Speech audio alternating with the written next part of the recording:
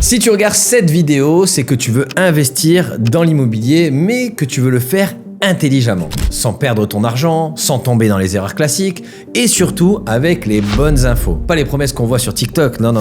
Je suis Jérémy, investisseur et expert immobilier depuis maintenant 10 ans.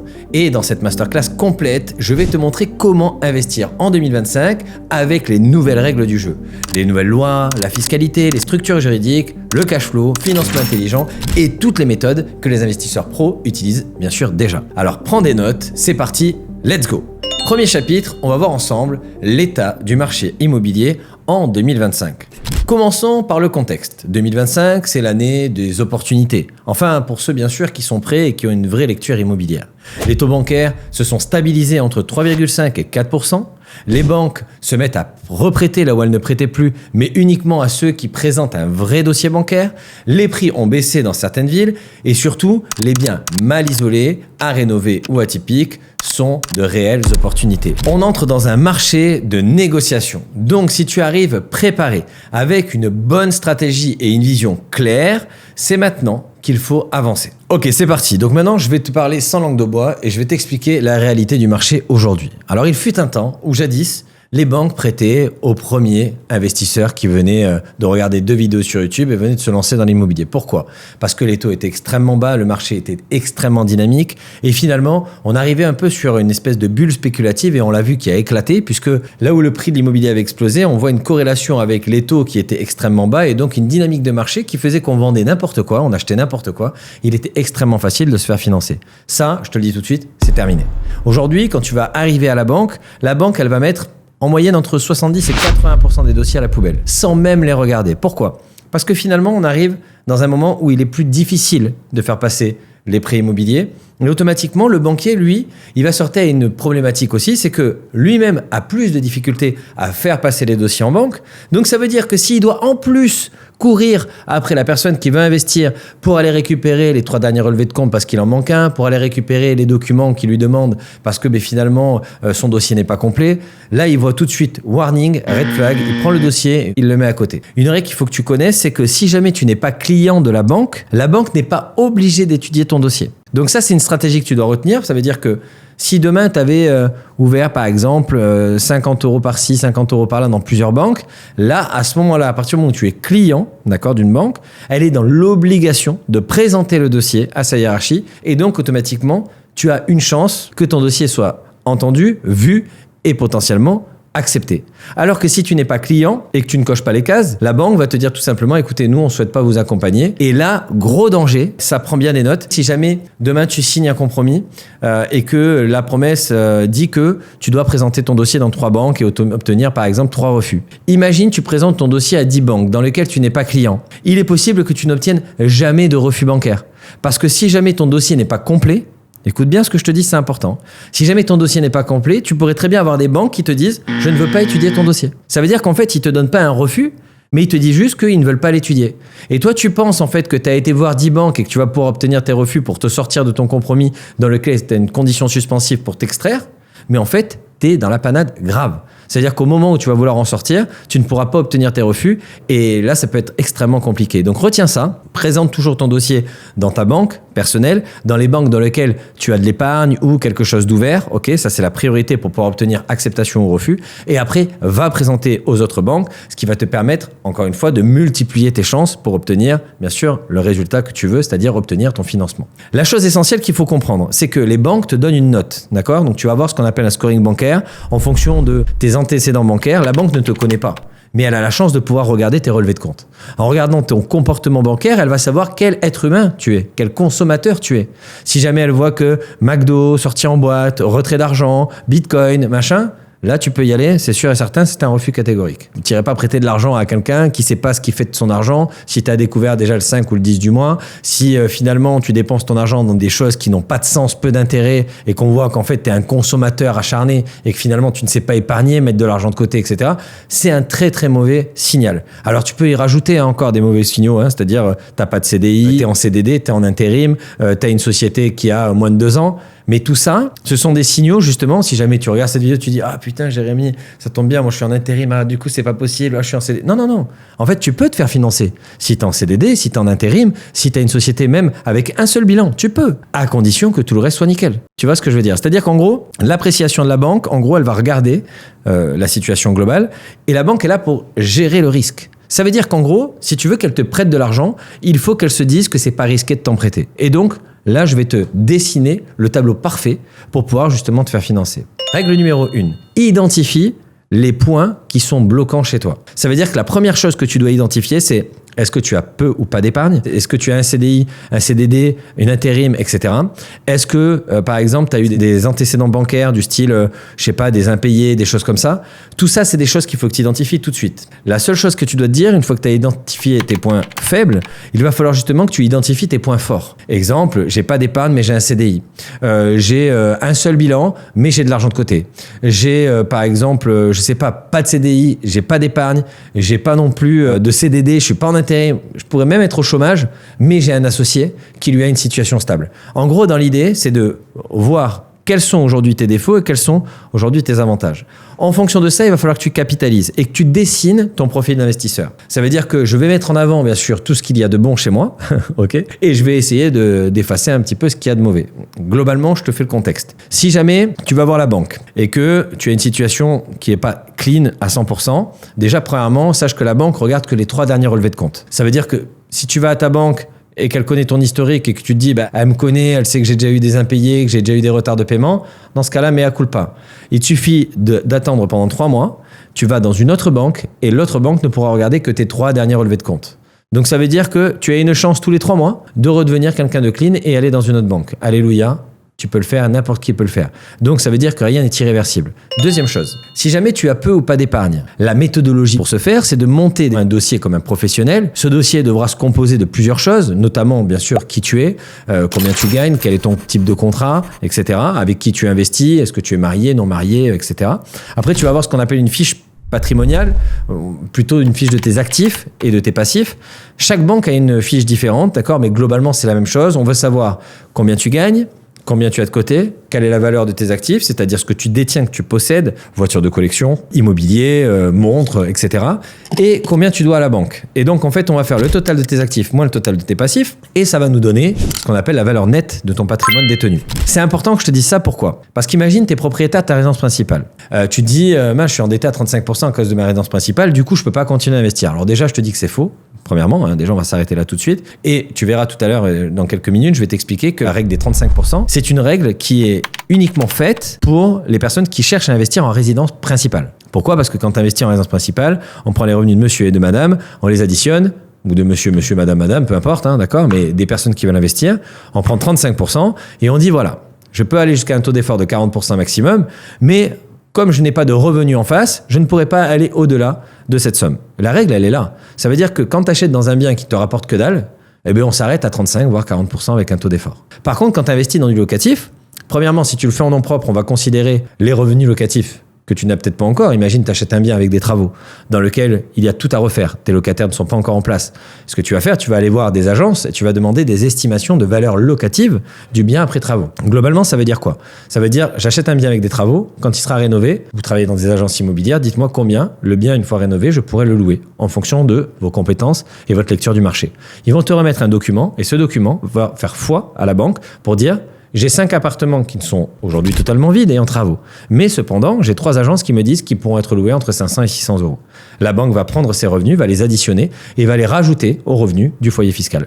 Ou en tout cas, des investisseurs, c'est-à-dire si tu investis entre amis ou peu importe, aux personnes qui investissent. Ce qui fait que aujourd'hui, au départ, rappelle-toi, on prenait uniquement 35 à 40% de la capacité d'endettement. Sauf que maintenant, on vient de rajouter des revenus. Ça veut dire que là, je viens de rajouter des revenus locatifs qui n'existent pas encore aux emprunteurs. Donc ça veut dire que je viens de gonfler ta capacité d'emprunt et automatiquement, je te permets d'emprunter plus, alors que finalement, il n'y a rien qui a été fait. Et je vais même aller plus loin. Donc maintenant que tu as compris le mécanisme, alors certaines banques le pondèrent, cette somme, de 30%, 20% ou 10%.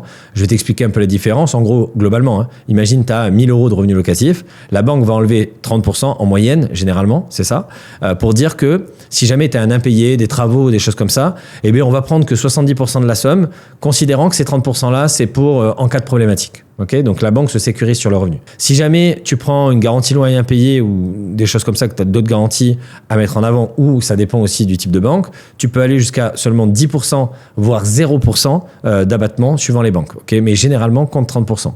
Donc si jamais tu sais que tu as 1000 euros de revenus locatifs, la banque va prendre les 700 euros, va les additionner au revenu du foyer fiscal ou au revenu des personnes qui investissent, en tout cas qui sont investisseurs dans ce projet, et donc ça va gonfler la capacité d'emprunt. Ça, c'est la règle à retenir. Imagine maintenant, tu investis plus en nom propre, d'accord ? Tu n'es plus, toi, ce qu'on appelle en personne physique, mais tu investis en société. Ça veut dire que ce n'est plus toi qui fais l'emprunt, personne physique. C'est une personne morale, une entité que tu as créée.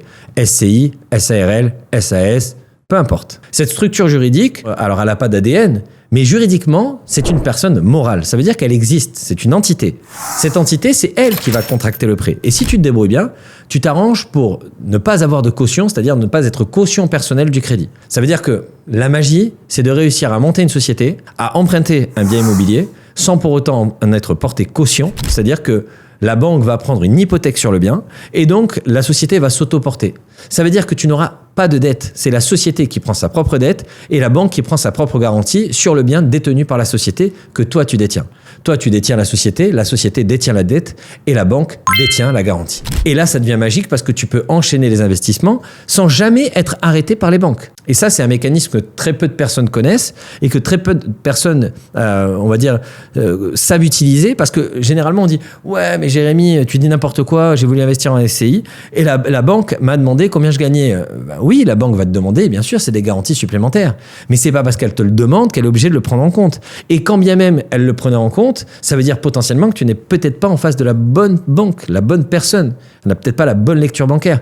Il faut que tu retiennes que si jamais en France, on devait réellement obtenir des revenus qui nous permettaient d'acheter des dizaines et des centaines d'appartements, parce qu'il y en a qui ont des centaines d'appartements en France, tu te rends compte combien il faudrait se verser en salaire. Et pour te le faire comme ça, déjà si tu es salarié, c'est mort, t'oublies. D'accord ? Si vraiment la règle des 35% était figée, tu pourrais jamais être multimillionnaire immobilier. C'est mort. Je le dis parce que la moyenne des personnes les plus riches en France, salariés, gagnent 15, 30, allez, on va dire 15, 20 000 euros. Quoi. On va dire 20 000 euros par mois, ça fait partie des ultra riches. Mais avec 15 et 20 000, t'as rien. T'es pas multimillionnaire immobilier. Tout en sachant que là, je te parle du salarié. Ceux qui peuvent aller plus loin, c'est les entrepreneurs. Les entrepreneurs peuvent se verser plus. Mais je vais t'expliquer. Très simple. Si tu es en société type SARL ou URL, voilà, donc société dans laquelle tu n'es pas salarié de ta société, tu es ce qu'on appelle dans le régime social des indépendants. Mais l'argent que tu vas te verser, la société va payer 45% d'impôts. Donc imagine, tu te verses 10 000, la société paye 4 500. Et l'argent que tu te verses toi, d'accord, tu vas payer en plus de l'impôt sur le revenu supplémentaire. Donc ça veut dire que pour te verser 10 000, ça va te coûter 20 000. C'est impossible. Donc, pourquoi je te raconte tout ça ? Pas pour te mettre dans la tête que c'est impossible. Non, pour te faire comprendre que le mécanisme français, c'est de lever de la dette avec un bon plan. Ça veut dire que tu vas monter un dossier bancaire, un prévisionnel comptable, tu vas faire en sorte que ton dossier s'autofinance, qu'il montre en fait qu'il n'a pas besoin de toi pour vivre et les banques vont te prêter en illimité. Et c'est ça la réalité. Dans ton dossier bancaire, tu vas mettre tout le plan du projet, c'est-à-dire une fois que tu as mis qui tu es, combien tu gagnes, quels sont tes actifs et tes passifs et quelle est ta valeur résiduelle, on va rentrer dans le business plan, le projet. Ça veut dire qu'est-ce que j'achète ? Pourquoi je l'achète ? Quelles sont les conditions dans lesquelles j'achète ? Ensuite, dans ce bien-là, quel est mon projet ? Qu'est-ce que je compte faire ? Quels sont les travaux que je compte réaliser ? Avec quels artisans ? Quelles sont les garanties de mes artisans ? Est-ce que ces artisans ont des garanties, des couvertures type RGE, garantie décennale, etc., qui me permettent de me rassurer ?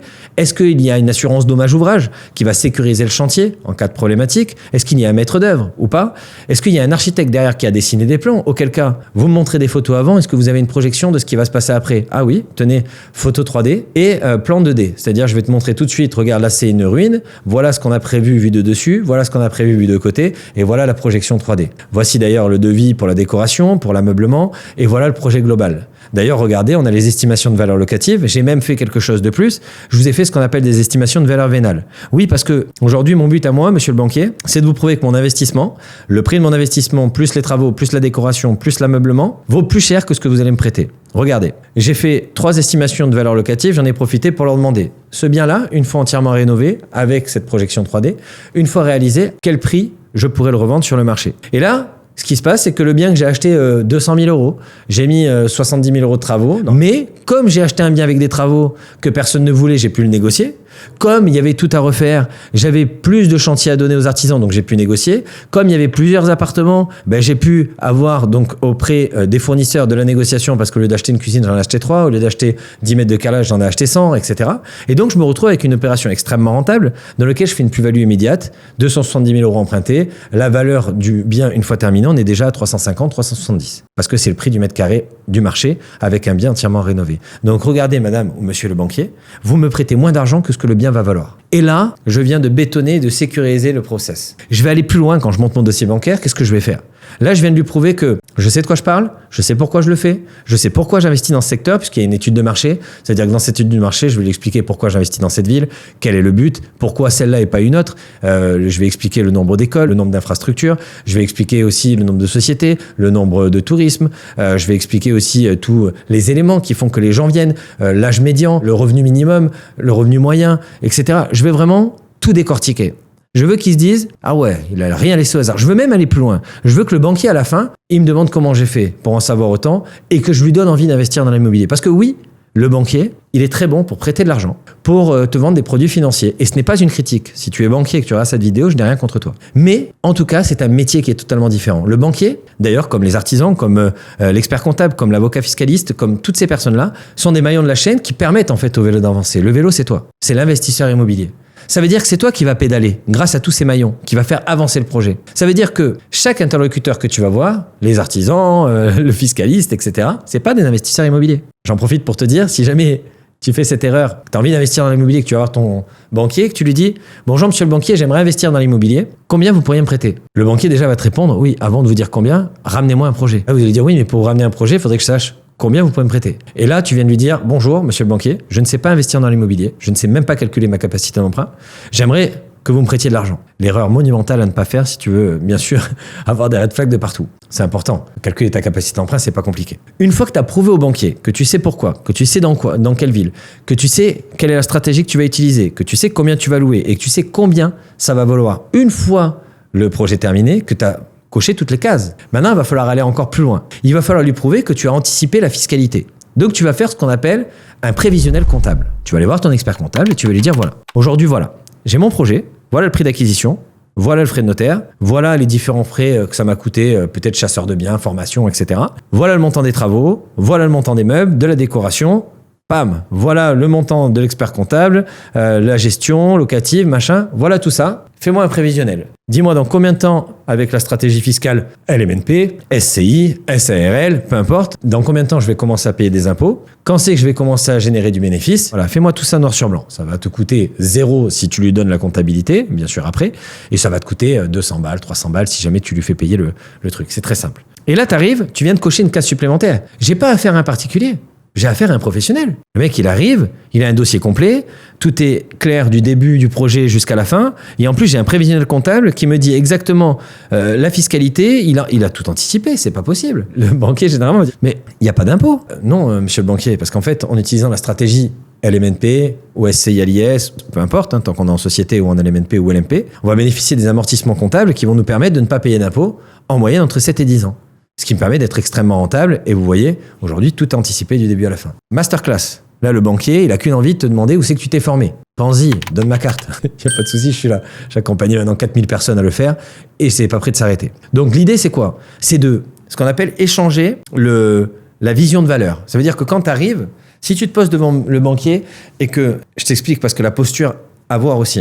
Tu arrives devant monsieur le banquier, voilà, bonjour monsieur le banquier, j'ai un projet, je voulais savoir si vous soyez prêt à me suivre sur ce projet. C'est mort. Je te le dis d'avance, c'est mort. Tu arrives, tu as préparé ton dossier, tu l'as fait en 2 exemplaires, tu prends ton dossier, tu donnes un exemplaire à monsieur le banquier, tu dis voilà monsieur le banquier, donc je vous présente le projet que je souhaite réaliser et je voudrais savoir à quelles conditions vous seriez prêt à m'accompagner. C'est-à-dire que je ne lui dis pas que est-ce que vous allez m'accompagner ou pas, c'est quelles sont les conditions auxquelles vous allez m'accompagner. Et le discours a énormément à voir. C'est-à-dire que dans les quelques premières secondes, quand vous allez présenter votre projet, vous avez quelqu'un qui est en face de vous, qui est là pour évaluer le risque. Ça veut dire qu'il va regarder votre dossier, mais il va vous regarder à vous aussi. Et s'il voit que vous êtes hésitant, que vous savez pas trop, que vous n'avez pas le bon jargon, etc., c'est mort. Je vous rassure, vous avez de la chance. Des banques, il y en a 37 000 en France. Donc, c'est-à-dire que même si tu rates ton premier passage, tu peux refaire un casting dans le deuxième. Moi, j'ai des élèves qui ont obtenu leur crédit au bout de 16 banques, même un au bout de 21 banques. Donc, ce que je vais t'expliquer, c'est qu'à un moment donné, tu trouveras forcément le bon interlocuteur. Comme je t'ai dit, les banques te notent, tu as un scoring bancaire, mais les banquiers, eux aussi, en fait, ont une note. Ça veut dire que le banquier que tu as, en fonction de son antécédent dans la banque, depuis combien de temps il est dans le milieu bancaire, depuis combien de temps il est dans la banque dans laquelle tu es aujourd'hui, Crédit Agricole, BNP, CIC, peu importe. Donc ça veut dire qu'il pourrait être très bien 10 ans dans le milieu bancaire, mais il vient d'arriver au CIC. Ou alors ça fait 10 ans qu'il est au CIC, tu vois, peu importe. Ça, c'est une valeur. Troisième valeur, combien de crédits il a octroyé sans incidence bancaire, tout en sachant que 95% des incidences bancaires arrivent dans les 5 premières années. Okay. Donc ça veut dire que le banquier, lui, il va avoir une note. Et cette note, il va avoir ce qu'on appelle un pouvoir de délégation et un pouvoir de dérogation. Le pouvoir de délégation, ça veut dire que c'est le montant jusqu'auquel il va pouvoir te prêter sans aller demander à son collègue au-dessus. Et généralement, un banquier classique, on compte entre 200 et 300 000. Un banquier qui a un peu d'ancienneté, on est à 500 000. Et un banquier qui est chef d'agence, entre 500 et 1 million.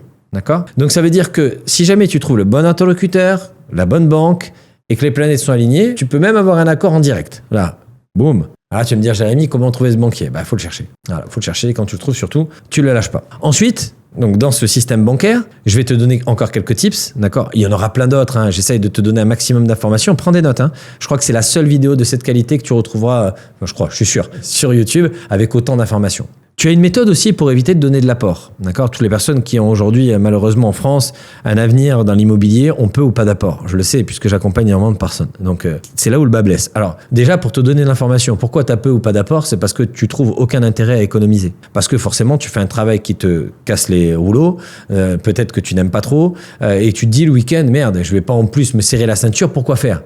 Pour que je vais en faire quoi ? Je vais mettre 300 euros de côté, 100 euros, 50 euros.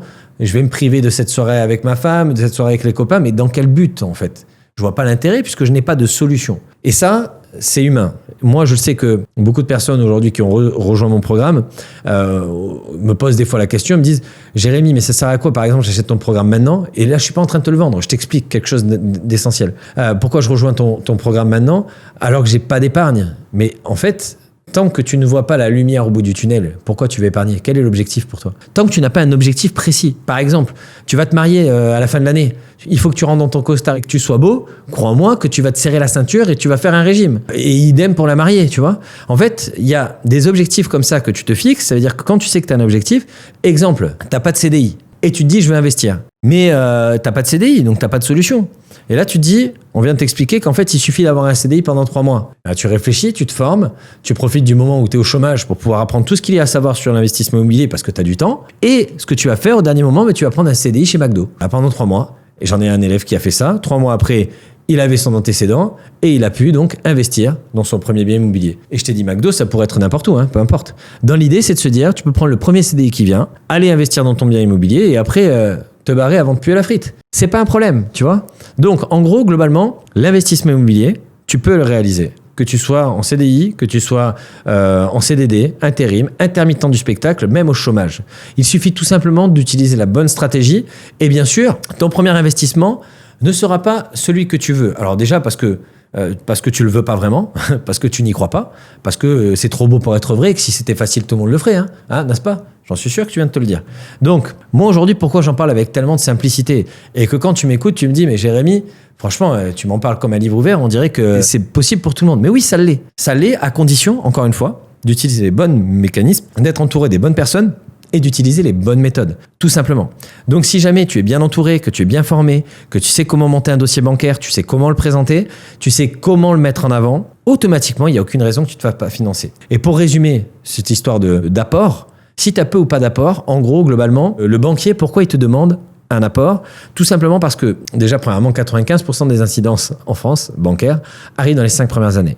Et on se dit, en prenant un apport, ça veut dire que quelque part, tu t'engages toi aussi avec ton argent dans ce projet. Donc, ça rassure le banquier. Parce que ça veut dire que toi aussi, tu as mobilisé de ton épargne à l'intérieur. Je ne suis pas le seul à mettre de l'argent dedans. Donc, ce qui veut dire concrètement, si tu arrives à prouver à la banque qu'il n'y a aucun risque, il n'y a aucune raison qu'elle te prenne ton épargne. C'est d'ailleurs pour ça qu'elle prête beaucoup plus facilement sans apport aux personnes qui ont de l'épargne. Parce que si on voit que tu as de l'épargne, on n'a pas besoin de t'en demander parce qu'on se dit tu sais gérer tes comptes, donc ça donne confiance, donc on n'en veut pas de ton épargne. Tu vois ce que je veux dire ? Et ceux qui n'ont pas d'épargne, on les épargne pas.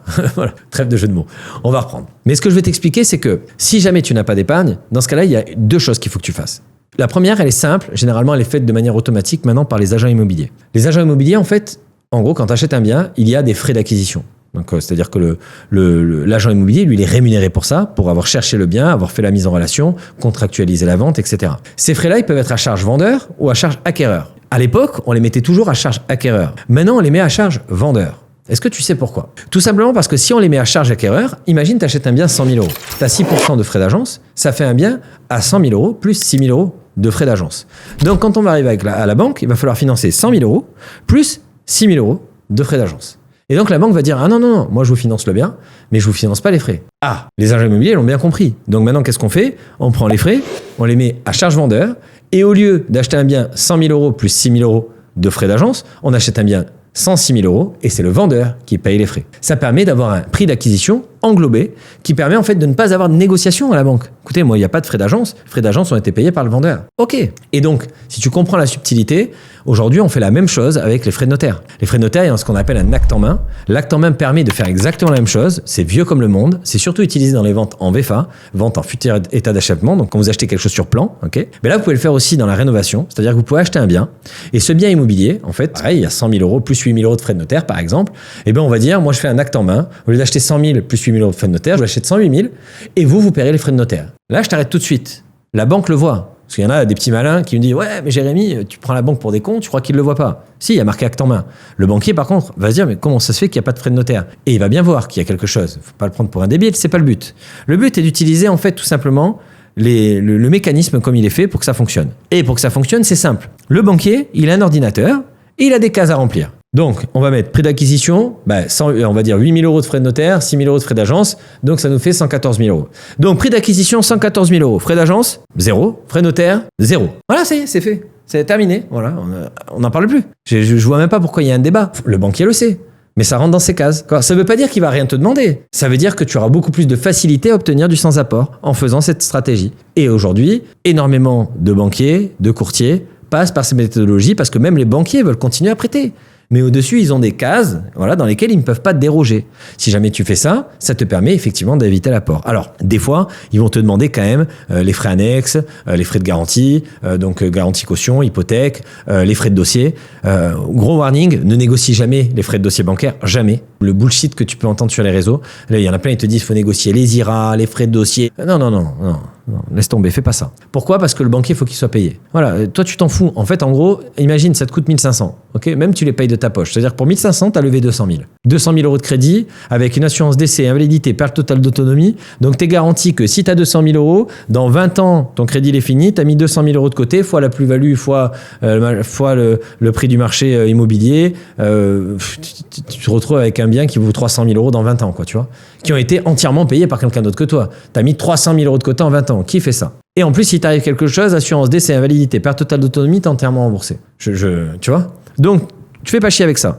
Les seules choses essentielles, et je m'arrêterai là pour ce chapitre, les seules choses essentielles que tu dois négocier quand tu montes ton dossier bancaire, c'est 1. Le différé d'emprunt. Parce que grâce au différé d'emprunt, tu vas pouvoir acheter un bien avec des travaux, sans avoir de crédit pendant 24 jusqu'à 36 mois, parce qu'il va te permettre de faire les travaux tranquillement, de faire ta décoration, de faire ton ameublement, de mettre ton locataire en place, de faire le visite avec tes locataires, de bien choisir ton locataire, de bien choisir tes garanties et de mettre ton locataire en place. Donc ça, règle numéro 1, différé d'emprunt. Règle numéro 2, d'accord, c'est pas le taux d'intérêt. Le taux d'intérêt, on s'en fout. Franchement, oui, tu peux avoir moins cher, tant mieux. C'est pas le cœur du sujet. Règle numéro 2, la durée. Plus c'est long, plus c'est bon. Tu connais le dicton. Pourquoi? Et parce que si tu prends un crédit sur 25 ans, ta mensualité, au lieu d'être 500 euros, elle sera à 350, par exemple. D'accord? Entre versus 15 ans et 25 ans. Mais là, tu vas me dire, ouais, mais Jérémy, on va payer encore plus d'intérêt. Qui va payer d'intérêt? Toi? Non, pas toi. Qui paye le crédit? C'est pas toi, c'est le locataire. Quel est l'intérêt alors? Je comprends pas. Et en plus, tu vas me dire, ouais, mais bon, ça va quand même des intérêts en plus. Oui, attends. Les intérêts, c'est une charge déductible du bénéfice taxable. Ça veut dire qu'au même titre que les frais de dossier bancaire, les frais de notaire, les frais d'agence, l'expert comptable, la gestion locative, tout ça, ce sont des charges qui vont venir être déductibles de ton bénéfice taxable et donc réduire ton imposition. Quel est l'intérêt? Par contre, toi, tu as intérêt à avoir la mensualité la plus petite parce que tu es bloqué sur quelque chose. Un des facteurs bloquants, ça peut être la capacité d'emprunt. Donc ça veut dire que plus ton crédit est petit, plus ta capacité d'emprunt reste plus longtemps possible, tu vois, intacte. Plus elle reste intacte, plus tu peux enchaîner les prêts. Vaut mieux emprunter 600 000 euros sur 25 ans que 200 000 euros sur 15 ans. T'empruntes 200 000 euros sur 15 ans, t'es bloqué. Tu peux plus investir. Par contre, sur 25, tu peux faire 600 000. Et tu sais que dans 25 ans, 600 000 avec l'inflation, etc., tu te retrouves en fait avec un bien immobilier, un patrimoine peut-être à 1 million d'euros qui a été entièrement payé par quelqu'un d'autre que toi, qui a sécurisé toute ta famille. Parce que si jamais il t'arrive quoi que ce soit, tout est payé. Et tu laisses pas derrière toi une famille endeuillée et pauvre, puisque les crédits sont payés. Enfin, tu vois l'idée? Donc, toujours le crédit le plus long possible. Et en numéro 3, allez, les indemnités de remboursement anticipé, maintenant elles sont plafonnées, donc je vois pas forcément l'intérêt. Donc moi vraiment ce que je négocie c'est ces 3 choses. Et après tu vas avoir bien sûr ce qu'on appelle l'assurance. Mais l'assurance c'est pareil avec les lois maintenant. Tu peux changer d'assurance n'importe quand. Tu vas pouvoir te retrouver à prendre une délégation d'assurance dans la première année pour baisser de x2 ta mensualité d'assurance. En fait tout ce que tu peux modifier après ça sert à rien de le négocier. Voilà, c'est simple. Ça sert à rien. C'est pour ça que les 3 choses qu'il faut négocier, c'est le différé, la durée et les IRA. Parce que ça, c'est pas modifiable après. Le reste, que nenni. Ouais. Tu laisses tomber, tu en fais cadeau et tu avances. Tu enchaînes les opérations. Dernière règle pour ce financement, il faut que si tu veux, tu puisses investir en illimité, il faut que chacun de tes investissements respecte la règle de l'autofinancement bancaire. Ça veut dire que si jamais ton crédit, d'accord, il est de 700 euros, il faut que ton loyer soit minimum de 1000 euros. Pas 2000 euros, 2000 euros. Pourquoi? Parce que je te l'ai dit tout à l'heure, la banque va pondérer de 30% au maximum les revenus locatifs. Imagine, tu as 1000 euros de revenus locatifs moins 30%, ça fait 700 euros. Ça veut dire que ton crédit doit être égal ou inférieur à ces 700 euros pour respecter ce qu'on appelle la règle de l'autofinancement bancaire. Il fut un temps où jadis, on avait le taux d'endettement différentiel et quand tu respectais cette règle, le crédit disparaissait complètement des radars. Ça veut dire que tu n'étais même plus endetté. Il y a 10 ans, tu investissais comme ça. Tu investissais en nom propre et en fait, dès que tu respectais cette règle-là, le crédit disparaissait. Et là, on est en train de revenir doucement au différentiel. J'ai pas envie mais j'en ai entendu parler dans plusieurs banques. Donc, tu respectes cette règle, tu investis comme un professionnel, tu montes un dossier qui fait la différence, tu fais partie des 20% de dérogation, je t'ai parlé de la délégation, mais les banques peuvent déroger aux règles du HCSF, le Haut Conseil de stabilité financière, que ça soit sur la durée, que ça soit sur plein de choses. Donc, ça veut dire que si tu veux sortir de ces clous, aujourd'hui, ce qu'il faut, c'est que tu fasses partie des 20%, d'accord, des 20% d'investisseurs, où les banques peuvent dire, écoutez, moi, je m'en fous des règles, lui je lui prête quand même. Même si ça rentre pas dans les cases, je lui prête quand même. Si tu veux rentrer dans ces règles, tu respectes tous les conseils que je t'ai donnés et tu restes bien jusqu'au bout de cette vidéo parce que c'est pas terminé. Chapitre 2, donc les lois et les règlements à connaître en 2025. Il y a plein de choses qui ont changé, que ça soit aujourd'hui par exemple sur les interdictions de louer. On le sait maintenant que les biens qui ont été classés G ont eu une interdiction de louer à partir de 2025. Les propriétaires bailleurs ont l'obligation de faire des travaux, de rénovation pour pouvoir améliorer leur étiquette énergétique, sous peine bien sûr de se retrouver avec un locataire qui a le droit de ne plus payer. Donc c'est un peu embêtant pour les propriétaires actuellement parce qu'ils doivent faire des travaux. Si les travaux nécessitent un relogement du locataire, il faut qu'il reloge le locataire pendant les travaux. Donc on se retrouve avec pas mal de personnes qui vendent un peu en urgence. Qui dit urgence dit négociation, qui dit négociation dit pain béni.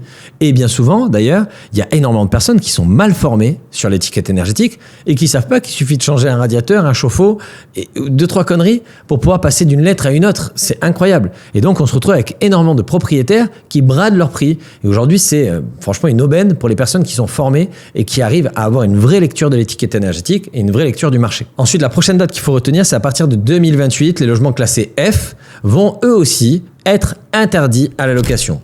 Donc ça veut dire quoi? Ça veut dire que, encore une fois, il y a des personnes qui vont se séparer de leur patrimoine, qui vont les brader par manque de connaissances. Ça sera le moment pour nous de faire de bonnes affaires parce qu'on est formé et on sait exactement comment faire des travaux qui répondent à l'étiquette énergétique et non des travaux, parce qu'il y a plein de gens qui font des travaux, ils s'en sortent pour je sais pas combien, alors qu'en fait il suffisait juste de regarder l'étiquette énergétique, faire les travaux qui sont nécessaires pour pouvoir louer pendant 10 ans supplémentaires. Donc nous on sait faire et automatiquement on n'aura pas d'interdiction de louer. Donc c'est vraiment quelque chose qu'il faut retenir, il faut faire attention à ça et j'ai envie de te dire, c'est pas réellement une problématique pour nous en tant qu'investisseurs parce que moi déjà j'achète des biens sans locataire où l'étiquette énergétique elle est souvent inexistante parce qu'il n'y a même pas de fenêtre ni de toiture. Moi mon but c'est d'acheter les choses les plus délabrées possibles pour pouvoir vraiment en faire des pépites pour encore une fois avoir un maximum de travaux, défiscaliser, pas payer d'impôts, optimiser mes travaux pour être le plus rentable possible, optimiser les travaux pour optimiser mon étiquette énergétique et jamais être embêté, etc. etc. Et troisième date à retenir, c'est à partir de janvier 2034. Ce sera tous les logements qui sont classés en E, d'accord, qui, encore une fois à leur tour, seront eux aussi interdits à la location. Moi, l'ensemble de mes élèves, quand justement ils achètent des biens avec des travaux et qui rénovent, on se retrouve sur des étiquettes entre B et D maximum, ce qui permet automatiquement d'être tranquille jusqu'à au moins 2040. Donc, encore une fois, si jamais tu fais les choses bien, tu ne seras jamais embêté par tout ce que tu peux entendre. Par contre, tout ce que tu peux entendre maintenant, tu peux utiliser la peur des autres pour faire d'excellentes affaires si jamais tu es, encore une fois, bien formé. Ensuite, il y a un encadrement renforcé sur la location courte durée. On est passé de 120 jours pour les résidences principales à 90 jours de location autorisée. Encore une fois, ce que je suis en train de te dire là, ça concerne uniquement 18 villes de France. Il y a 34 000 communes en France. Ça veut dire qu'en gros, c'est toujours l'histoire du verre à moitié plein et le verre à moitié vide. On fait peur, là, tout de suite. Ah, Paris, Bordeaux, machin. On s'en contrefout, en fait.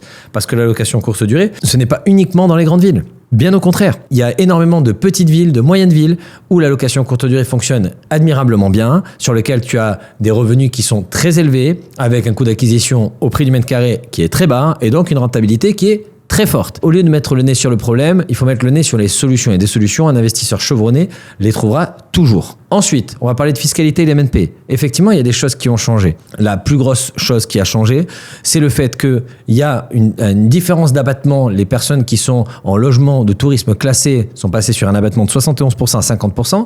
Et logiquement, on va sur une modification de l'abattement du LMNP classique à 50% à 30%. Mais encore une fois, on s'en contrefout. Parce que nous, investisseurs chevronnés, on n'utilise pas les abattements. On le sait que les abattements, c'est pour les novices, pour les personnes qui veulent payer de l'impôt. Parce que s'ils te font même un abattement de 70%, tu devras payer de l'impôt sur 30. Nous, on veut payer de l'impôt sur 0. Donc, on va faire du location LMNP, loueur meublé non professionnel, au régime réel. Et quand tu fais du réel, tu ne payes pas d'impôt entre 7 et 10 ans. Là où ils ont réussi à nous tordre un petit peu le cou, c'est que tous les avantages fiscaux que tu vas avoir pendant la durée de détention seront recalculés le jour de la revente. Exemple, tu as eu un avantage fiscal qui t'a permis de ne pas payer d'impôt de 50 000 euros pendant les 7 premières années. Si demain tu fais une plus-value de 50 000 euros, tu rajouteras 50 000 euros de plus au calcul de ta plus-value et donc tu paieras de la plus-value non pas sur 50 000 mais sur 100 000. Mais encore une fois, l'important c'est de se dire, pendant plusieurs années, j'ai gagné ma vie sans impôt. À la fin, j'en paye un peu. C'est le jeu, mea culpa.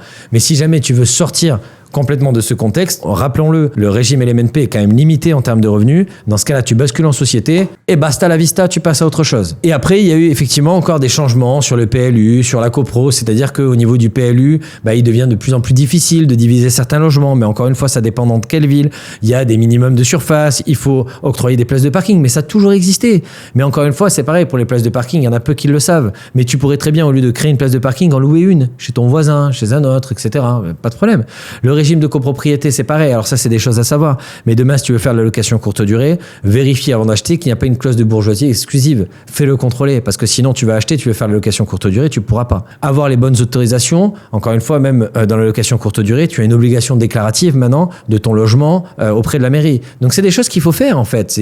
Je vois pas qu'est-ce qu'il y a de problématique. Il y a des règles, on les suit et on apprend à les connaître pour pouvoir justement jouer avec les règles. C'est important. C'est comme ça qu'on fait en fait depuis toujours. C'est pour ça que aujourd'hui, même si la fiscalité change, même si les lois se durcissent, l'important c'est de se former, de s'informer, de savoir exactement ce qu'il se passe et une fois que tu connais ton ennemi, comment le battre. Tout simplement. Donc, moralité de cette histoire, la loi ne te bloque pas. Elle trie ceux qui bossent de ceux qui improvisent. Donc, si jamais, encore une fois, tu fais les choses correctement, tu pourras investir en illimité sans jamais être bloqué en utilisant, bien sûr, les bonnes stratégies. Bon, les amis, chapitre 3. On va tout simplement exploser les croyances limitantes. Alors, je t'avoue, j'ai fait une énorme partie dès le départ de la vidéo. J'ai été un peu fort, mais c'est important que tu comprennes que tout ça n'est qu'un jeu auquel, si tu ne connais pas les règles, forcément tu perds. Je vais te donner le premier exemple, je te parlais des 35% d'endettement, je fais juste un rappel, tu l'as compris. Si les 35% étaient une réelle règle respectée, il n'existerait aucun rentier immobilier. Voilà, il faut que tu retiennes ça. Et si tu ne te rappelles pas de ce que j'ai dit, je t'invite à revenir au début de cette vidéo, mais les 35% d'endettement sont uniquement pour les personnes qui veulent investir dans leur résidence principale. Et d'ailleurs, je te donne encore un petit tips, j'adore de donner des tips dans cette vidéo. Si jamais tu as un dossier qui est un peu bancal pour acheter ta résidence principale et que tu as envie d'être logé à titre gratuit, ce que tu peux faire, tu pourrais très bien acheter ta résidence principale avec une annexe au fond d'un jardin, je sais pas, peut-être un garage à transformer en logement, peut-être une bâtisse à transformer en logement ou même une partie de ta maison à diviser et positionner un locataire dedans, soit en location longue durée, soit en location courte durée. La banque intégrerait les nouveaux loyers directement dans ta capacité d'emprunt et ça te permettrait d'acheter ta résidence principale plus facilement. Bien sûr, je te conseille quand même de mettre un locataire après. Le but, ça serait de réussir à être logé tout en étant logé à titre gratuit parce que c'est le locataire qui va payer ton crédit. D'ailleurs, avant d'aller plus loin, en dessous de cette vidéo, la vidéo n'est pas terminée. Tu as bien compris. Je suis en train de te faire une masterclass, quelque chose que tu n'as jamais vu ni entendu auparavant.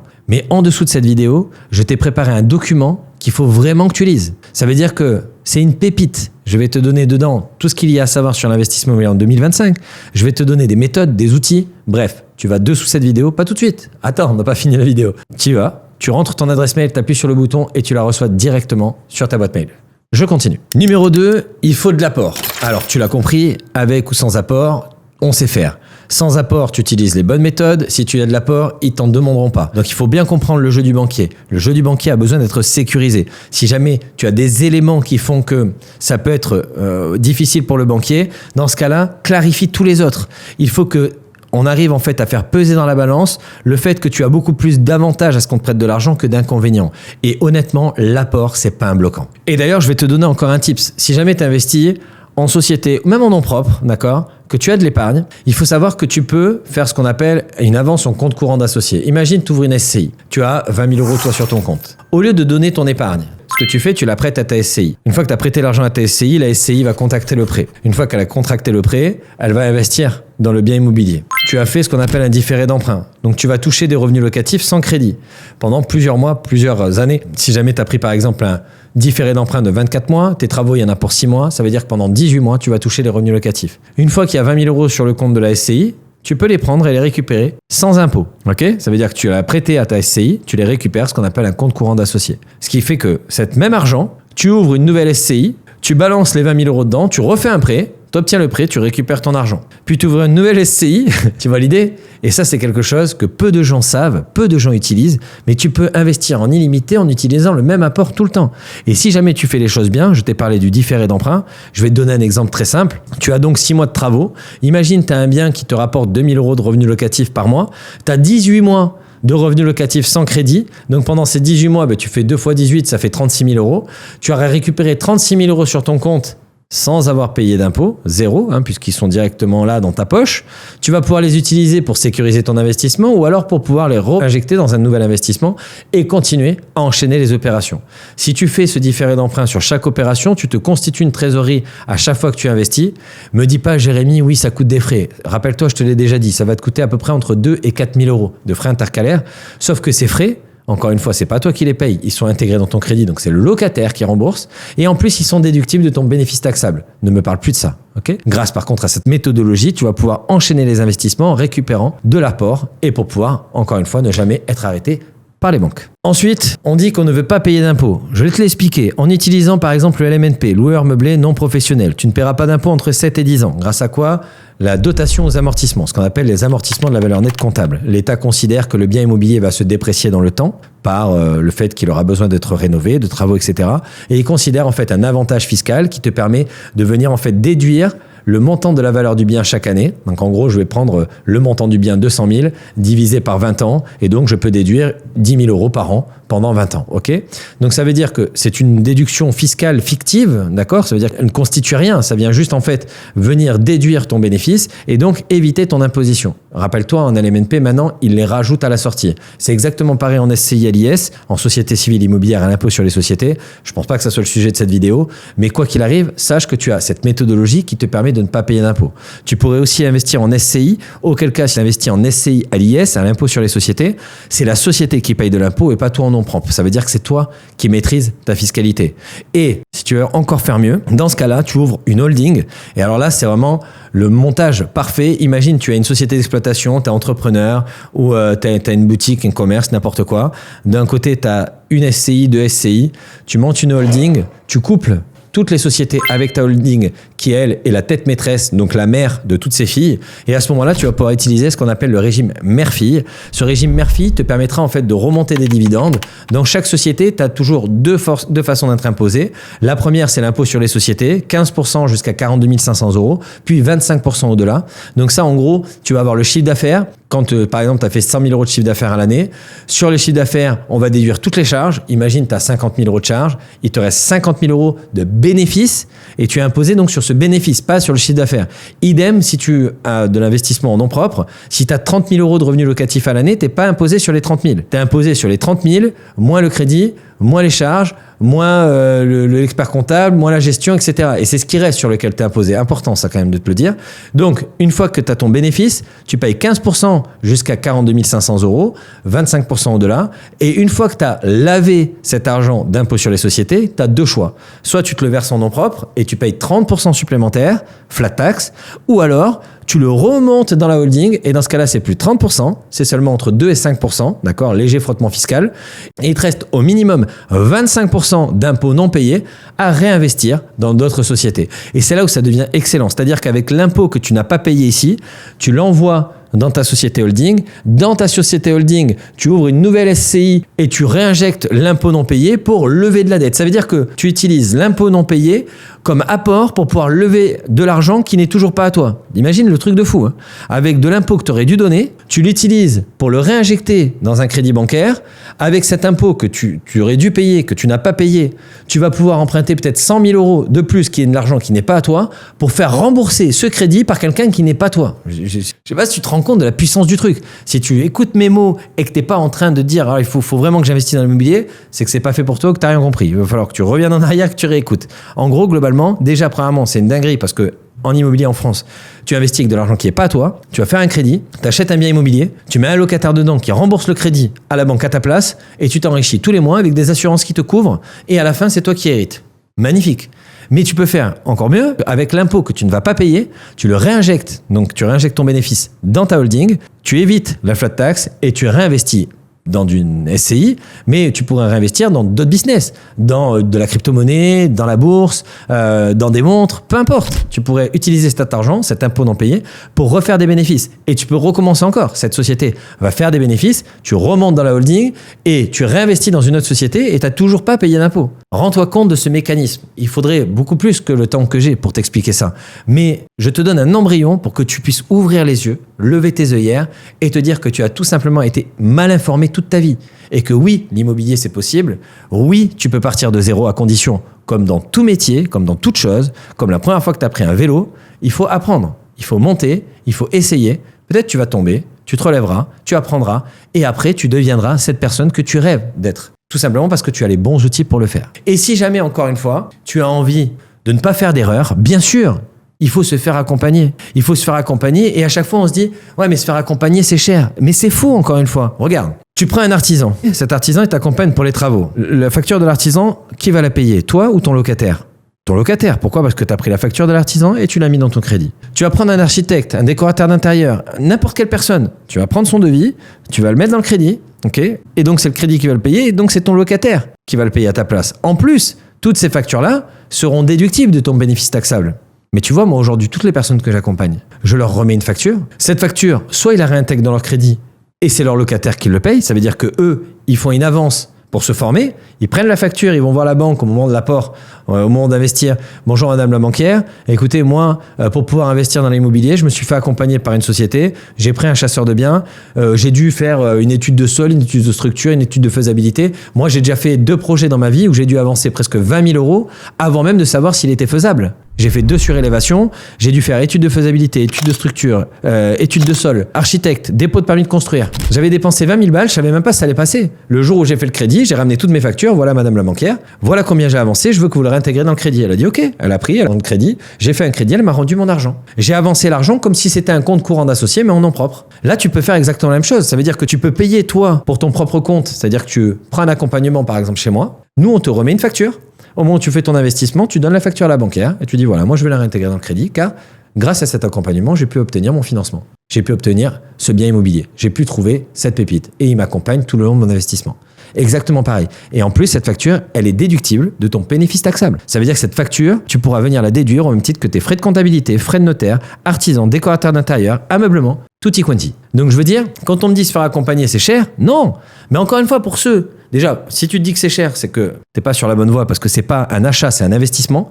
Quand tu mets de l'argent dans quelque chose qui te rapporte 10 fois plus que ce que tu as donné, c'est pas un achat, c'est un investissement. Mais deuxièmement, si en plus tu te retrouves même plus à faire ni un achat ni un investissement, mais une avance, parce que finalement tu te fais rembourser, je veux dire, quel est l'intérêt de le faire seul? Je vois pas l'intérêt. Autant se faire accompagner. Voilà, c'est une petite parenthèse, mais au moins tu sais exactement que se faire accompagner, ça ne coûte pas cher, à condition que tu sais comment fonctionne l'argent et que tu sais l'utiliser de la bonne des façons. Chapitre suivant, quelle est la meilleure stratégie en 2025? Alors déjà, premièrement, je vais te le dire tout de suite, je vais poser les cartes. La meilleure stratégie n'existe pas. Je suis désolé, franchement, j'ai peut-être coupé l'arbre sous ton pied, mais elle n'existe pas. Pourquoi? Parce que la meilleure stratégie doit répondre à plusieurs critères. Tout simplement qui tu es. Ça veut dire quel type d'investisseur tu es. Est-ce que tu as besoin de constituer ta retraite pour plus tard? Est-ce que tu veux bâtir un patrimoine pour tes enfants? Est-ce que tu veux un complément de revenu? Est-ce que tu veux quitter ton job dans les prochains mois parce que tu es à bout de souffle? Est-ce que tu veux faire le tour du monde? En fait, si tu veux, aujourd'hui, la stratégie d'investissement va dépendre déjà de ton objectif. Ensuite, ton objectif, la faisabilité de ton objectif va dépendre de tes finances d'aujourd'hui. Combien tu gagnes? Quelle est ton épargne? Quelle est ta situation? Et en fonction de ça, on va pouvoir dessiner effectivement quelle est la meilleure stratégie.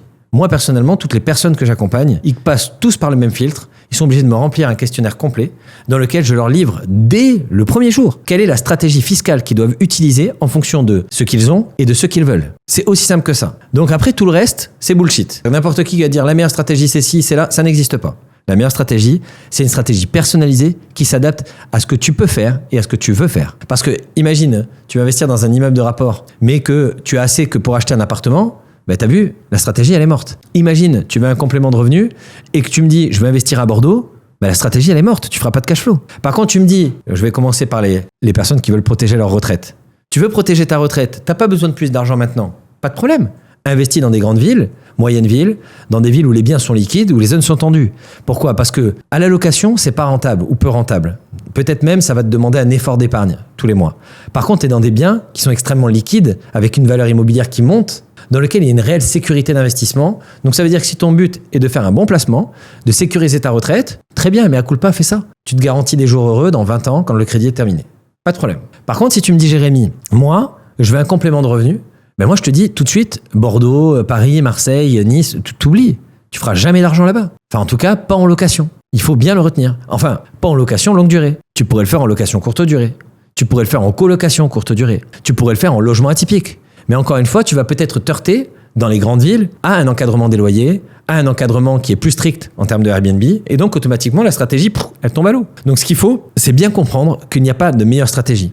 Mais si jamais tu veux faire un complément de revenu, je vais t'expliquer comment faire. Un complément de revenu, tu vas dans une petite ou moyenne ville.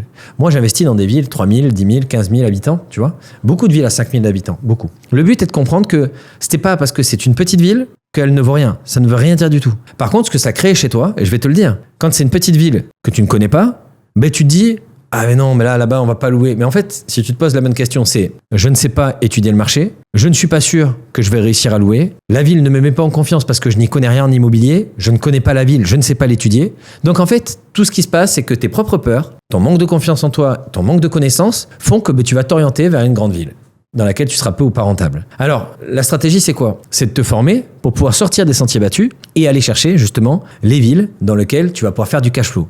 Je vais te donner l'exemple très simple. Tu trouves des villes en dessous de 2000, 2500 euros maximum au prix du mètre carré. Pourquoi? Parce que le prix du mètre carré à la location est sensiblement pareil dans la France entière, à part Paris, les grandes villes, etc. D'accord? Mais sinon, il est sensiblement pareil. Ça veut dire que le prix du mètre carré à la location, il est sensiblement pareil dans toute la France. Donc, si tu trouves une ville dans laquelle le prix du mètre carré à l'achat est inférieur à 2000 ou 2500 euros du mètre carré, tu es sûr et certain de faire du cash flow. Parce qu'automatiquement, comme ton prix d'acquisition est plus bas, ton crédit est plus petit. Comme ton crédit est plus petit, mais que la mensualité de location, elle n'a pas bougé, c'est la même quasi partout en France, ok? Ça veut dire que tu augmentes tes chances. Ton crédit, il est ici. Là, il te reste ton cash flow. Automatiquement, tu augmentes tes chances de faire du cash. Pour ce faire, il faut aller dans des petites ou moyennes villes. Quand tu vas dans des petites et moyennes villes, bien sûr, ça nécessite d'aller étudier le marché. Donc, en gros, je vais te donner quelques conseils. Si jamais tu me dis, Jérémy, ouais, c'est bien beau, mais dis-moi. Ok. Donc, cette petite ville ou cette moyenne ville, déjà, elle doit soit être aux abords d'une grande ville, quoi qu'il arrive avec des transports qui amènent dans cette grande ville, ok, ça peut être bus, encore mieux train, alors c'est pépite, ok. Ensuite, il faut que tu vérifies qu'il y ait école maternelle, école primaire, de préférence collège, qu'il y ait médecin, qu'il y ait toutes les facilités en fait de départ. Okay, ça, c'est important. C'est ce qui permet en fait de sentir que la ville est saine. Première chose. Après, tu vas regarder aussi la démographie de la ville. Est-ce que les gens viennent ou est-ce que les gens partent? Tu vas regarder l'âge médian. Tu vas regarder le taux de chômage. Tu vas regarder aussi également la part locataire-propriétaire. Si tu vois que tu as 70% de propriétaires, c'est pas la peine. Tu vas te tirer une balle dans le pied. Par contre, si tu as 60 à 70% de locataires, alléluia. Ça veut dire que les gens là-bas, ils louent. Ils n'achètent pas. Donc automatiquement, encore une fois, ça met plus de chances de ton côté. Donc ce qu'il faut bien comprendre, c'est que si jamais tu veux faire du cash, petite, moyenne ville, en dessous des 2000 ou 2500 euros. Si jamais tu veux devenir rentier, là, cette année, ok? Dans ce cas-là, il y a plusieurs stratégies. Les logements atypiques, logements atypiques, ça fonctionne super bien. Encore une fois, si tu sais les faire, on ne parle pas de location courte durée améliorée, on parle vraiment d'atypique, poussé. Moi, j'ai une structure pour ça. Mais ce que je vais t'expliquer, c'est que si jamais tu fais un logement atypique, effectivement, tu peux avoir des revenus qui sont très élevés. Si jamais tu achètes un immeuble de rapport dans lequel tu as une stratégie de diversification, rez-de-chaussée, tu fais une laverie ou un logement courte durée parce que tu avais une impossibilité de passer sur un usage d'habitation, donc tu exploites en usage commercial, donc location courte durée ou laverie, par exemple, ou stockage, peu importe, tu vois. Donc, mais comme ça, tu restes ton propre locataire. Premier étage, location courte durée. Deuxième étage, tu fais de la location longue durée. Dernier étage, tu fais un bien atypique, par exemple. Tu te retrouves sur un investissement pépite dans lequel tu peux générer entre 2000 et 4000 euros de cash flow par mois. Et là, tu me dis, mais Jérémy, t'as pété les plombs, c'est pas possible. Qu'est-ce que tu me dis 4000 euros de cash flow? Mais je te jure que c'est possible. En fait, encore une fois, ça dépend de la manière dont tu investis. Si tu investis tout en location longue durée, meublé, etc., tu peux espérer sur un immeuble de 5 appartements entre 800 et entre 800 et 1600 euros de cash flow, si tu fais les choses bien. Mais si dans ce même immeuble, tu prends 2 appartements, tu mets en location courte durée, déjà tu peux doubler 2 des appartements, facile. Donc tu te retrouves au lieu d'être 800 et 1600 ou 1800, tu vas te retrouver plutôt à 2005, voire peut-être 3000. Si tu fais un logement atypique en plus, on augmente encore. Donc ce que je vais t'expliquer, c'est que l'idée, c'est de se dire, en fonction de mes besoins, je vais adapter et dessiner la stratégie qui va me rapprocher de mon objectif. C'est pour ça que moi, il n'y a aucun élève, parce que nous, on ne fait que des accompagnements. C'est-à-dire que on a arrêté de faire que de la formation. On est là pour accompagner les gens. C'est-à-dire qu'on valide chaque étape avec eux. On valide déjà premièrement leur capacité d'emprunt, leur stratégie fiscale. On les accompagne pour sélectionner la ville rentable, le bien rentable, la stratégie d'exploitation, la validation du montant des travaux, la négociation, jusqu'à la signature du compromis. Et avant de signer le compromis, on met en place toutes les conditions suspensives pour protéger l'investissement, pour être sûr qu'il puisse se sortir en cas de problématique et qu'il puisse avoir toutes les conditions qui permettent de rendre le bien rentable, c'est-à-dire division, autorisation d'urbanisme, etc., qui soient inscrites pour que si jamais on ne puisse pas les obtenir, on puisse se sortir. Et l'idée, en fait, c'est de se dire, en fonction de ça, on arrive à dessiner, c'est même pas de la meilleure stratégie, on arrive tout simplement à changer des vies en l'espace de 12 mois. Mais encore une fois, c'est parce que on ne fait plus simplement de la formation, on fait de l'accompagnement millimétré pour chaque personne qu'on accompagne. Et automatiquement, on arrive à obtenir les résultats beaucoup plus rapidement. Donc, il faut comprendre que la meilleure stratégie n'existe pas, mais que globalement, si tu gagnes assez ta vie et que tu as envie de préparer ta retraite, grande ville, moyenne ville, grande ville. Si tu veux préparer la descendance pour tes enfants, investis en SCI, commence à les encadrer dedans, fais du démembrement de part, tu donnes la nue propriété, tu gardes l'usufruit, comme ça, tu évites tout l'impôt au moment de la transmission. Si jamais tu veux devenir rentier, immobilier, fais du LMNP jusqu'au plafond, puis bascule sur de la SCI, crée-toi une holding pour pouvoir justement te verser des revenus, ou alors peut-être une auto-entreprise qui facture la gestion de ta SCI, les ménages ou des choses comme ça. Et si jamais tu veux être logé à titre gratuit, tu achètes une résidence principale avec un petit bien à côté, tu mets ton locataire dedans, comme ça il paye ton crédit, et alléluia. J'ai des stratégies pour chacune des personnes, c'est-à-dire que c'est vraiment quelque chose qui se dessine en fonction du profil et des besoins. Et c'est des choses que nous on sait faire, sur lesquels on accompagne bien sûr. Donc ville moyenne, ville tendue, bien liquide, facile à revendre, location nue, location meublée, même combat. Ça dépendra vraiment de combien tu gagnes, de ce que tu veux faire, quels sont tes objectifs et dans combien de temps. Bon, on arrive dans le chapitre 5. Je vais te donner un exemple concret d'une stratégie, puisque je t'en ai parlé juste avant. Stratégie optimisée, comme tu le sais, il y a plusieurs leviers, LMNP, SCI, SARL, SAS, etc. Il y a plein de choses, holding. On va essayer de faire le tri là-dedans. Si par exemple tu veux faire de la location meublée, il faut savoir que il ne faut pas dépasser les 23 000 euros. C'est pas une règle absolue, puisque en fait, il y a 2 règles. Il faut que, pour que tu bascules en LMP, loueur meublé professionnel, ok, et que tu sois plus dans le régime du LMNP, loueur meublé non professionnel, il faut 2 conditions. La première, c'est que tu dépasses les 23 000 euros et que tu dépasses les revenus du foyer fiscal. Ok. Ça veut dire que Si jamais dans ta famille, ton foyer fiscal, sur ta feuille d'impôt, c'est le revenu fiscal de référence qu'il faut prendre, si jamais il y a 24 000 euros, bon, mais tu peux aller jusqu'à 24. S'il y a 50 000 euros, tu peux aller jusqu'à 50. Ça veut dire qu'en gros, tu peux dépasser les 23 000 euros à condition que tu ne dépasses pas les revenus du foyer fiscal. Alors, c'est dit un peu différemment dans la loi. Ils disent qu'au moins 50% des revenus doivent venir de la location meublée pour pouvoir dépasser le seuil. Mais en gros, ça veut dire globalement ce que je viens de te dire, c'est que si jamais tu as plus de 50% de tes revenus qui viennent de la location meublée, c'est-à-dire que tu gagnes plus avec la location meublée que les revenus du foyer fiscal, à ce moment-là, tu bascules en professionnel, loueur meublé professionnel, avec tous les avantages, mais surtout les inconvénients qui vont avec dans le LMP. Bref, c'est pas le sujet de cette vidéo. Mais globalement, je t'explique. Donc, imagine, tu dis, bon allez chérie, on va faire du LMNP, j'en ai entendu parler dans une vidéo, ça a l'air génial. Ok go, vous gagnez tous les deux 30 000 euros. T'achètes un immeuble de rapport dans lequel les revenus locatifs sont de 35 000 euros. Tu penses être tranquillement dans du LMNP, t'achètes ton bien immobilier, tu mets tes locataires dedans, tu penses que tu vas vivre une vie paisible, mais tu te retrouves en fait à être basculé tout de suite dans le loueur meublé professionnel. Et donc tu te retrouves avec des contraintes qui sont totalement différentes. Alors bien sûr, il y a certains avantages comme l'exonération de la taxation de la plus-value, même si c'est une arnaque complète, parce qu'en fait tu as une exonération arrivée à un certain montant de 90 000 à 120 000 euros, avec une exonération qui est en palier, qui au départ c'est 0%, et plus tu avances vers le montant de tes revenus, c'est-à-dire 90 000 euros de revenus à l'année jusqu'à 120 000. Et là, en fait, tu vas te passer de 0 à 10, 20, 30, etc. Sauf que ce qu'ils oublient de te dire, c'est que tu es exonéré si tu as détenu ton patrimoine pendant 5 ans et que tes revenus en LMP ne dépassent pas 90 000 euros. Mais ils oublient de te dire que t'as pas de taxe sur la plus-value, mais t'as des charges sociales sur les bénéfices. Donc là, c'est la coup de massue, tu te fais défoncer. Bref, c'est pas le sujet, mais je te le dis quand même. Donc attention. Donc en gros, ça veut dire que ta stratégie fiscale, elle doit être précise dès le départ. Si jamais, par exemple, tu décides de faire de la location courte durée et tu te dis, allez chérie, on va faire de la location courte durée, c'est super, on va faire que de la location courte durée et que les revenus dépassent les 23 000 euros.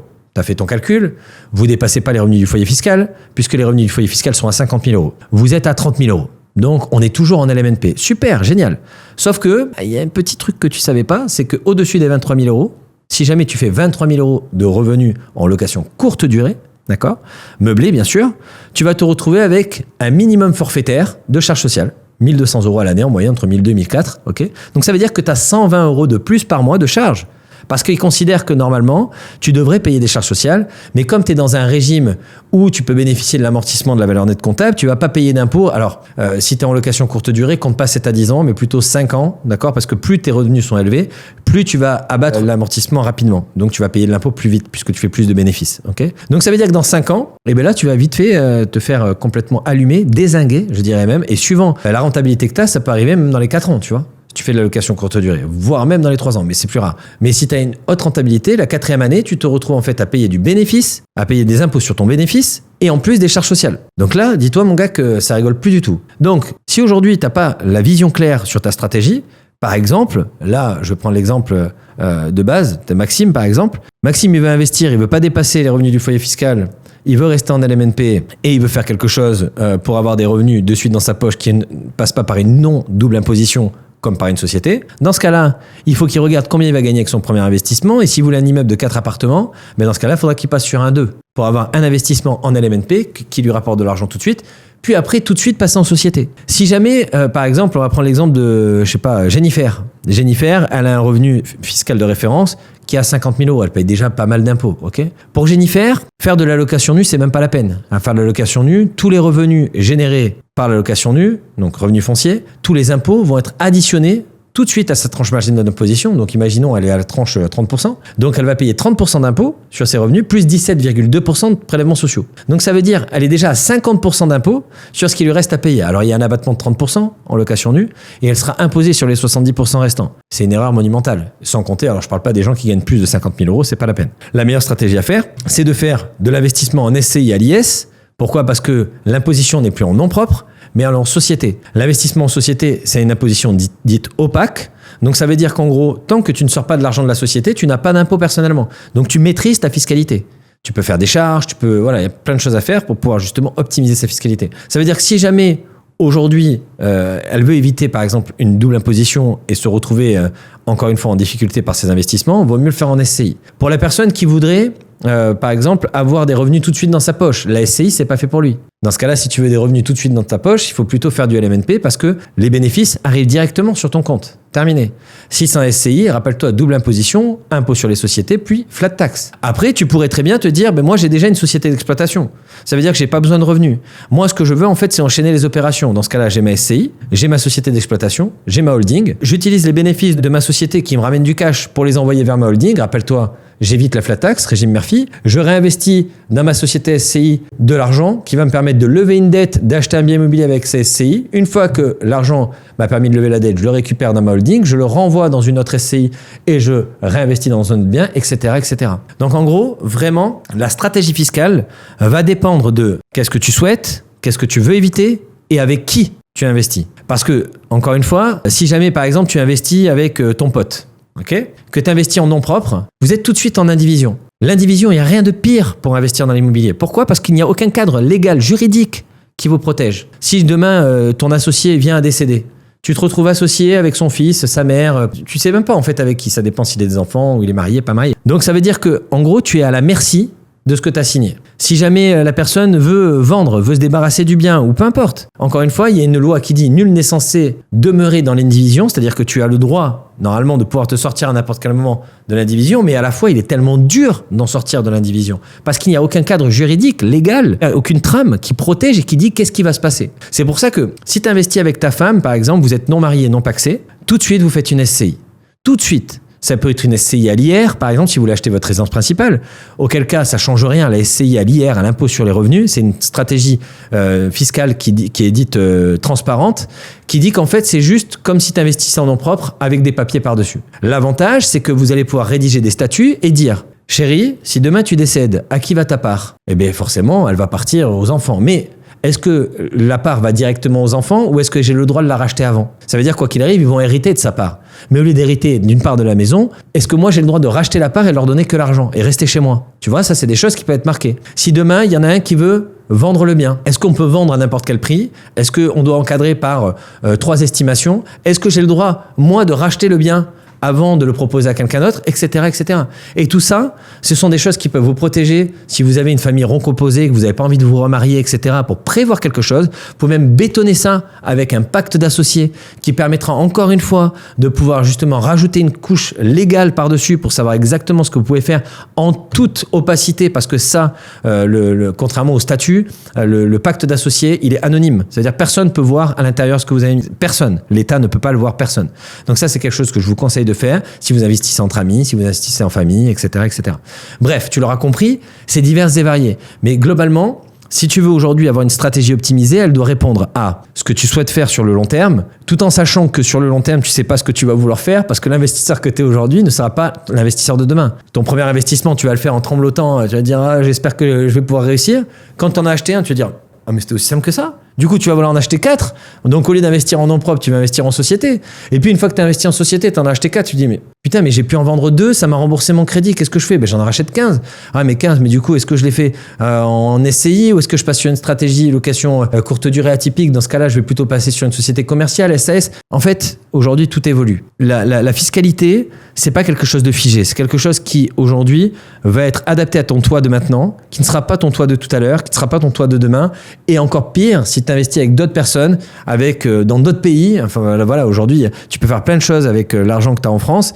Donc, en gros, dans l'idée, c'est de se dire, la fiscalité, il faut vraiment la retravailler à chaque investissement. Les besoins que tu as aujourd'hui ne sont pas les besoins de demain. Si jamais tu veux te créer rapidement 2 000 € par mois, dans ce cas-là, achète un immeuble de rapport dans lequel tu as une stratégie multiple avec location courte durée, avec peut-être logement atypique, avec peut-être colocation, exploitation d'une laverie dans le local commercial, ça fonctionne. Comme tu pourrais très bien acheter une résidence principale, j'ai une élève qui a fait ça, avec un garage derrière, elle exploite en logement atypique, elle fait 4 000 € de revenus locatifs, dont 1 800 € de cash flow par mois, chez elle. Son crédit est payé, elle fait du bénéfice. En fait, si tu veux, les stratégies, elles sont tellement diverses et variées. En gros, globalement, ne t'arrête à rien. Définis ta stratégie en fonction de tes objectifs.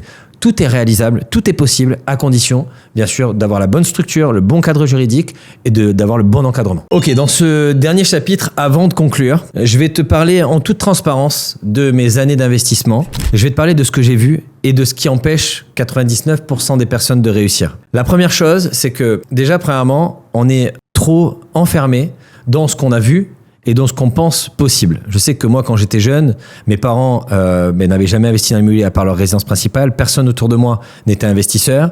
Et donc, en gros, pour moi, me dire qu'il était faisable et possible de devenir rentier immobilier, c'était une hérésie parce que sinon...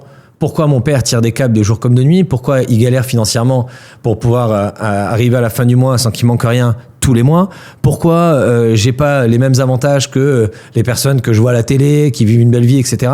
En fait, la douleur était tellement forte qu'il était trop dur pour moi d'accepter qu'il y avait une autre réalité. Je pense que le premier pas vers la transformation et vers justement la réussite, c'est au lieu de me voir à moi, par exemple, parce que je te rassure, j'ai été à ta place.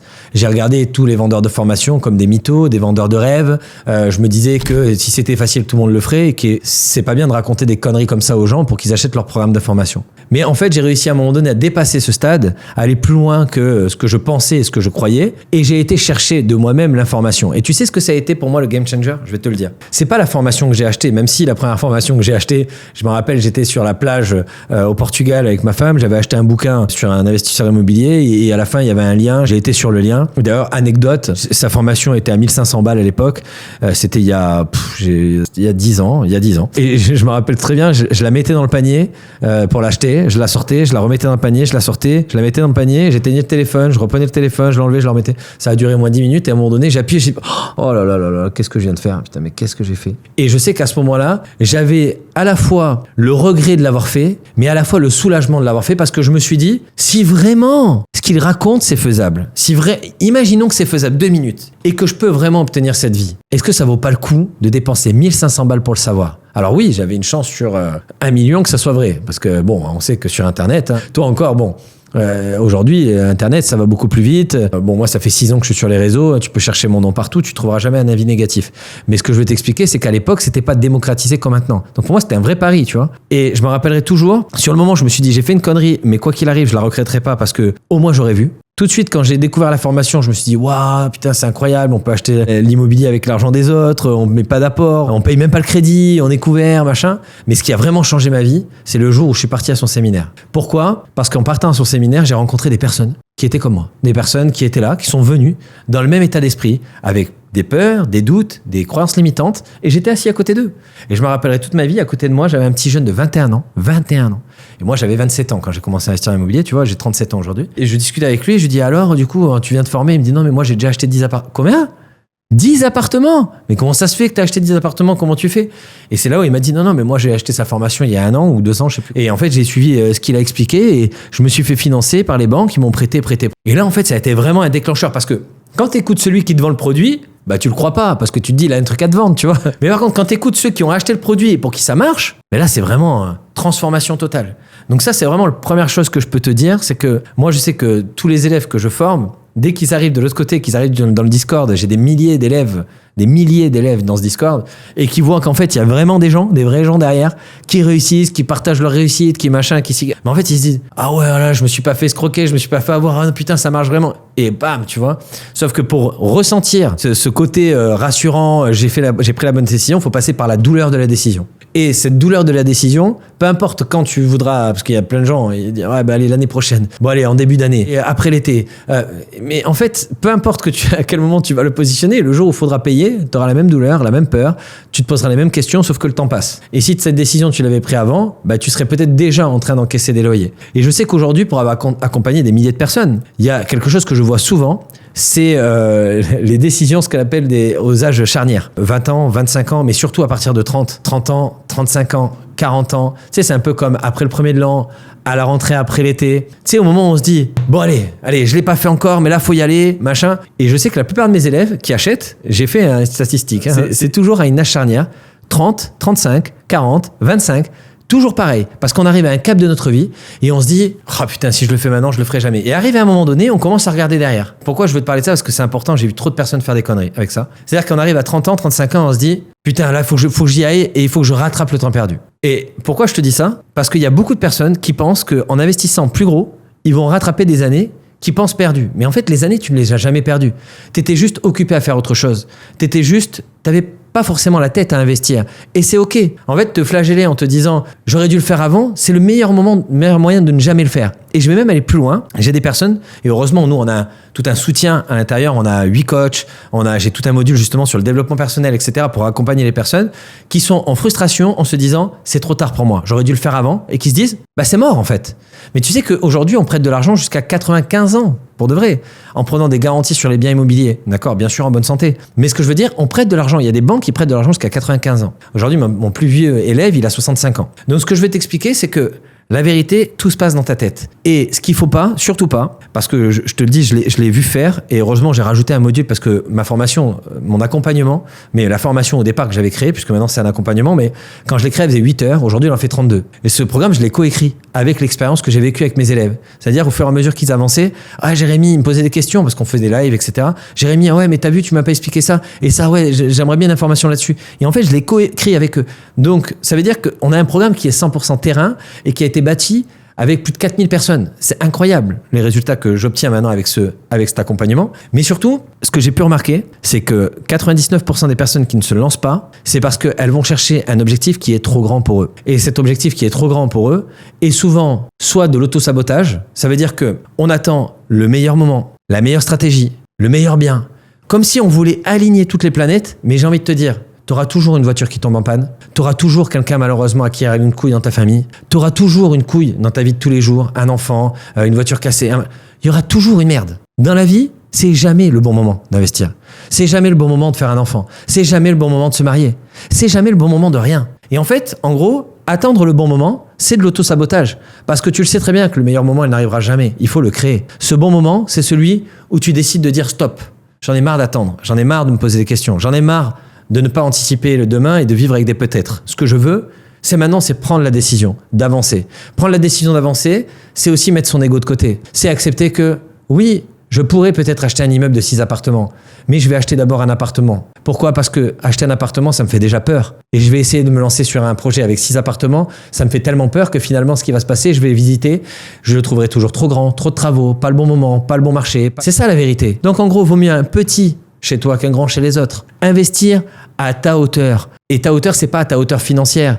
C'est ce qui est aujourd'hui capable pour toi dans ton niveau de stress, dans ta capacité à pouvoir passer à l'action. Ne pas te mettre des barrières supplémentaires. Sous prétexte de quoi ? De vouloir rattraper les 10 ans que tu n'as pas investi. Mais pendant ce temps-là, tu n'as pas rien fait. Tu t'es construit, tu t'es bâti.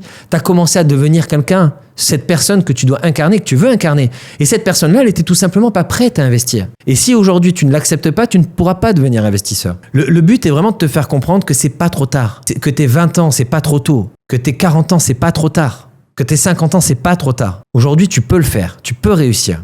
À condition, encore une fois, d'adapter, et je te l'ai répété dans cette vidéo, la stratégie à ce que tu peux faire, à ce que tu peux faire en termes de finances, mais ce que tu peux gérer et générer en termes de stress. Moi, il y a, je te jure, des dizaines de personnes que j'ai vues arriver, je leur dis combien tu veux ? Je veux devenir rentier. Oui, mais combien ? Je sais pas. Je veux devenir rentier le plus possible. Putain, mais t'avances pas avec ça. C'est pas possible. T'as pas un objectif clair, tu peux pas. Donc moi, je vais t'aider. Tu veux un objectif clair ? Très simple. On va le découper en 3 parties. De combien tu as besoin pour ta survie ? Ça veut dire en gros, besoins vitaux, me nourrir, me loger, me vêtir. Tu fais ce calcul, ça, c'est ton premier step de cash flow. Okay ? Ça peut être 1 500 €, ça peut être 2 000 €. Premier step. Ça, c'est ton premier objectif, c'est ta target numéro 1. Target numéro 2. Combien j'aurais besoin de supplémentaires pour pouvoir aller manger au resto 1 fois par semaine et partir en vacances 2 fois par an. Target numéro 2. Target numéro 3. De combien j'aurais besoin pour pouvoir, en plus de me faire plaisir, aider les autres si j'en ai les moyens. Aider mes parents, aider mes proches. Parce que bien sûr, au départ, c'est ta famille. Ta fille, ton fils, ta femme, ton noyau, bien sûr. Moi, je te dis ça, j'ai toujours aidé ma mère, mon frère, ma soeur, etc. Mais j'ai bossé comme un... Voilà. Mais ce que je vais t'expliquer, c'est que tu dois avoir 3 steps. Le premier, tu te sauves, toi et ta famille. Le deuxième, vous vous mettez bien.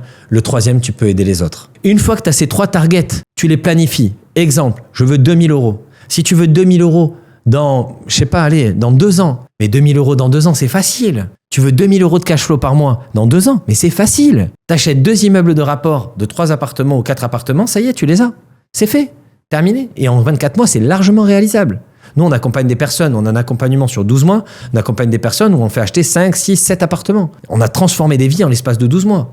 Et imagine, tu me dis, ouais, mais Jérémy, moi, je gagne pas assez. Moi, ce que je veux, c'est, j'aurais besoin de 1 500 € par mois parce qu'aujourd'hui, j'en ai marre de mon boulot, j'ai envie de me barrer et j'aimerais en fait investir dans l'immobilier et me créer un job, générer des revenus pour moi, pour que je puisse me payer, me barrer tout de suite. Il me faut une solution immédiate. Je te dirais, ben dans ce cas-là, location courte durée, logement atypique. Tu vas acheter un bien en dessous des 100 000 €, tu vas faire un logement à thème qui va te générer entre 1 000 et 2 500 € de bénéfices par mois. Et au lieu de payer une femme de ménage, ben c'est toi qui vas le faire et tu vas te rémunérer pour ça. Tu vas ouvrir une micro-entreprise, tu vas facturer ta société d'exploitation pour pouvoir te générer 700 €, 800 € par mois de revenus, plus les revenus que tu vas générer avec ta location courte durée ou ton logement atypique. Et ça y est, c'est fait.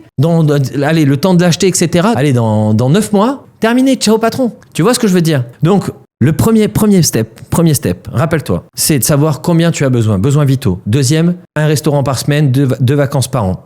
Troisième, aider toute ma famille, mea culpa. Ensuite, une fois que tu connais ces montants, dans combien de temps je les veux? Parce que c'est bien beau de savoir combien, dans combien de temps? 1 an, 2 ans, 3 ans. En fonction de ça, on dessine la stratégie. Et en fonction de la stratégie, on va regarder tes revenus et l'argent que tu as de côté. Et en fonction de ça, nous, en tout cas, je te dis nous, quand on accompagne des gens, en fonction de ça, on va te dessiner la meilleure stratégie. On n'est pas fermé. Si ça doit être des logements atypiques, on t'accompagne. Si ça doit être de la location courte durée, on t'accompagne. Si ça doit être des locaux commerciaux, on t'accompagne. Si ça doit être de la stratégie d'immeuble de rapport, on t'accompagne. Si ça doit être une maison perdue au fin fond de la campagne et transformée en salle de yoga, on t'accompagne. L'immobilier, tout est possible. Le seul truc, c'est de définir l'objectif financier, l'objectif de temps et l'objectif de moyens. Une fois qu'on a ces trois, on est capable de t'accompagner dans tes résultats. En moins de 24 mois, on transforme des vies. Mais encore une fois, on doit commencer par un premier step. Ce premier step, c'est le passage à l'action. Je vais conclure là-dessus parce que je pense que c'est un bon moyen de conclure.